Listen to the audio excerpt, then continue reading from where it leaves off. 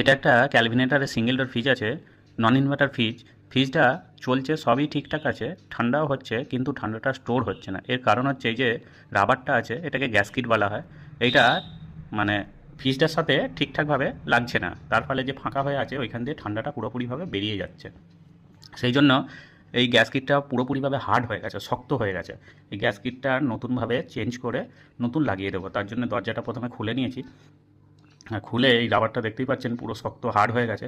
ম্যাগনেটটাও ঠিকঠাকভাবে কাজ করছে না। নতুন গ্যাসকিট লাগাবো, তাই দুটো গ্যাসকিট নিয়েছি। এটা কেটে ভালোভাবে লাগিয়ে জুড়তে হবে, কারণ এই মাপে সেম টু সেম গ্যাসকিট পাওয়া যায় না। পুরোনোটা খুলে নিয়েছি, এই যে পুরোনোটা খোলা হয়ে গেছে। এবার নতুনটা সেম টু সেমভাবে কাটিং করে এই যে ঘাট আছে, ঘাটে ঘাটে লাগিয়ে দেব।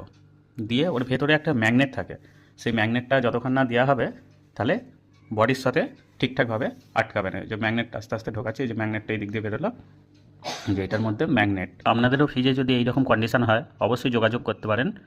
পেজে আমার নাম্বার দেওয়া আছে, নাহলে কমেন্টে জানাতে পারেন। যেখানে যে জয়েন করে দিয়েছি, চারটে কনে জয়েন হয়, চারটে কনেই সুন্দর করে জয়েন করে দিয়েছি। এবারে দরজাটা লাগিয়ে দেব।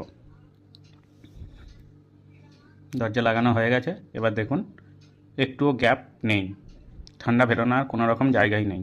কেমন হলো অবশ্যই কমেন্টে জানাবেন। ধন্যবাদ।